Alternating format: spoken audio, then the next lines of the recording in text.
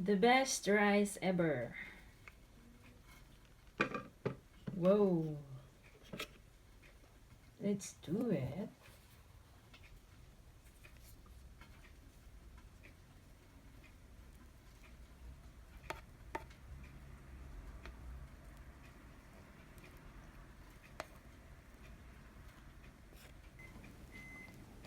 Are you guys Japanese rice love is the best.